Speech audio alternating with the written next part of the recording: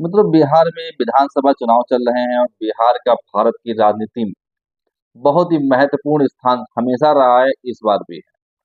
और बिहार की जनता पूरी तरह से कंफ्यूज है क्योंकि पिछले 20 साल से वो एनडीए का शासन देख रही है, जो कि बहुत बेहद भ्रष्ट शासन है।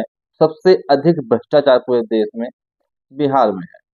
पर लालू का भी शासन ऐसी रहा है, लालू पे भी विश्वास नहीं है। और जो प्रशांत किशोर जी आए हैं उनकी बातें हवा हवा यही लग रही है देश की जनता को। बिहार की जनता प्रशांत किशोर पर भी विश्वास नहीं कर पा रही है। ऐसे में देखिए, एक बात का आप ध्यान रखिए, चुनाव है, बहुत अच्छा मौका है, पूरे देश में बदलाव हो सकता है। आप कुछ बातों का प्रमाण, कुछ बातों पर आश्वासन अपने प्रत्याशियों से ले लीजिए, और जो प्रत्याशी आपको आश्वस्त करे उसी को आप वोट डाल के आइए, चाहे वो किसी भी पार्टी का हो या निर्दलीय हो। कुछ बातों पे आश्वासन ले लीजिए, उससे आप सीधा बोलिए, कोई भी प्रत्याशी आपके दरवाजे पर आए, उससे कहिए भैया हम आपको तभी वोट देंगे जब कुछ बातों पे आप मुझको आश्वासन दे देंगे। आश्वासन इस बात का कि विधानसभा में आप उन मुद्दों पे चर्चा करेंगे, उन मुद्दों पे बहस करेंगे, उन मुद्दों पे बिल पेश करेंगे। इतना भी बहुत काफी होगा। मित्रों, जनसंख्या नियंत्रण कानून बहुत जरूरी है। तो जनसंख्या नियंत्रण कानून, एक परिवार दो संतान का फार्मूला इस देश में लागू हो, इस विषय पर आप अपने प्रत्याशी से आश्वासन लीजिए। दूसरी बात उससे बोलिए कि 40-40 साल पुराने मुकदमे आज भी पेंडिंग। विधानसभा में आपको बहस करनी है कि 6 माह के अंदर हर पीड़ित व्यक्ति को न्याय मिले, न्याय की गारंटी मिले। ऐसा कानून विधानसभा में पास होना चाहिए ताकि इस देश के लिए मिसाल बन सके।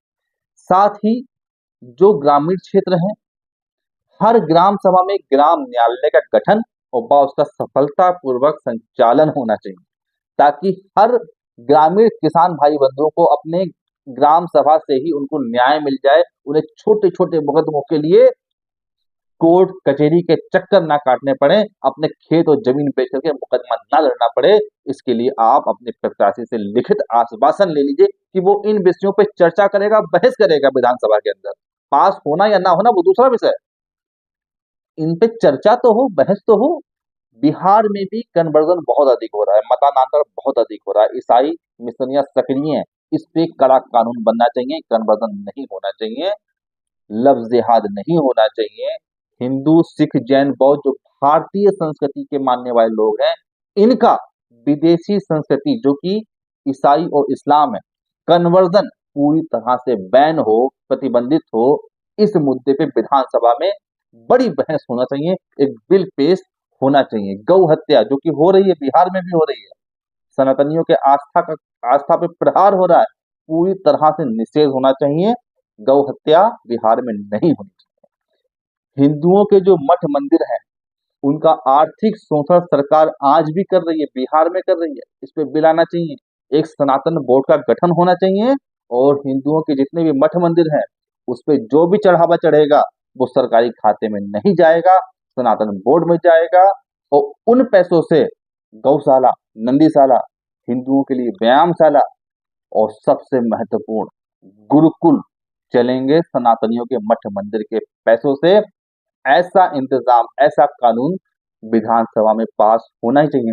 और ये कानून तो विधानसभा में ही पास हो सकता है, ये केंद्र पास नहीं करती है। ये मंदिर मठों कानून हर राज्य सरकार में ही पास होता है। तो ये विधानसभा में एक कानून पेश हो, इस पे चर्चा हो, बहस हो। पास होना या ना होना वो दूसरा विषय है।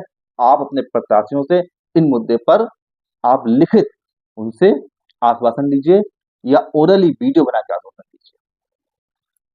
माइनॉरिटी कमीशन एक्ट खत्म होना चाहिए। कोई माइनॉरिटी नहीं है देश में, हमारा देश सेकुलर देश है। सबके लिए एक समान सुविधाएं, योजनाएं लागू होनी चाहिए बिहार में, ऐसा आश्वासन दीजिए, ताकि हमारा देश सेकुलर है, जो भी योजना सरकारी हो उसमें मुसलमान और ईसाइयों को विशेष लाभ नहीं मिलना चाहिए, सभी को समान रूप से लाभ मिलना चाहिए। ये आश्वासन आप अपनी प्रत्याशी से लीजिए। प्रत्याशी से बोलिए कि आप विधानसभा जाएंगे तो आप उस पर बहस करेंगे कि जातिवाद देश से खत्म हो, जातिवाद बिहार से समाप्त हो, सरकार जात का सर्टिफिकेट बांटना बंद करे। क्योंकि ये किसी भी देश में, किसी भी देश में कोई भी गवर्नमेंट अपने देश की जनता को जात का सर्टिफिकेट नहीं बांटती है, जैसा कि भारत में कि आप कोरी हैं, आप पासी हैं, आप कुर्मी हैं, आप फलाने हैं, आप चमार हैं। कोई भी सरकार ऐसा सर्टिफिकेट, इस तरह का कोई भी सर्टिफिकेट सरकार जनता को नहीं बांटती है। ये बिहार में भी बंद होना चाहिए, और ये जात का सर्टिफिकेट भी राज्य सरकारें ही बांटती हैं, केंद्र सरकार नहीं बांटती है। तो ये राज्य सरकार के ही हक में है, अधिकार में। मस्जिद के इमामों को तनख्वाह बिहार में भी दी जा रही है, एनडीए की सरकार दे रही है। पूरी तरह से बंद होना चाहिए। किसी भी मस्जिद में या किसी भी मजहबी संस्था है, चाहे वक्फ बोर्ड हो, चाहे उनका हज कमेटी हो, किसी भी मजहबी संस्था को राज्य की निधि से अनुदान नहीं दिया जाएगा। ऐसा कानून विधानसभा में बनना चाहिए, पास होना चाहिए, क्योंकि हमारा देश सेकुलर देश है। जब सेकुलर देश है तो किसी भी मजहबी विशेष संस्था को राज्य सरकार या केंद्र सरकार अनुदान क्यों देगी? ये हक भी विधानसभा के पास में है। विधानसभा इस पे कानून ला करके इसको पूरी तरह से बैन कर सकता है अपने राज्य में। तो ऐसे हमारे 30 सूत्रीय एजेंडे हैं। राष्ट्रीय धारक दल की आप वेबसाइट पर जाइए, radhadal.in, उस पर हमारे 30 सूत्रीय एजेंडे पढ़ लीजिए। उन 30 सूत्रीय एजेंडों में जो भी आपको 10 अच्छे लगे, सभी अच्छे हैं, पर बहुत लंबा चिट्ठा हो जाएगा, जो मैंने बोले हैं उन्हीं को ले लीजिए।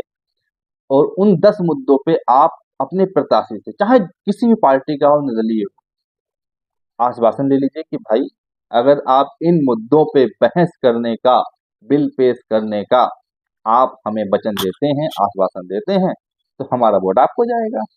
और जो प्रत्याशी इस पे हामी भरे, जो प्रत्याशी आपको आश्वासन दे, उस प्रत्याशी को आप वोट दीजिए, और अपने विधानसभा में अच्छे, जो राष्ट्र के हित में इन मुद्दों को उठा सकें, ऐसे प्रत्याशियों को आप विधानसभा भेज दीजिए, चाहे वो किसी भी पार्टी के हों, चाहे वो निर्दलीय हों। और इस और अगर आप ऐसा कर ले गए, अगर बिहार की 10% जनता भी ऐसा कर ले गई, तो बहुत बड़ा बदलाव ना केवल बिहार में, पूरे देश में आ जाएगा। और इस बारे में अधिक जानकारी के लिए आप हमसे संपर्क भी कर सकते हैं। बहुत बहुत धन्यवाद।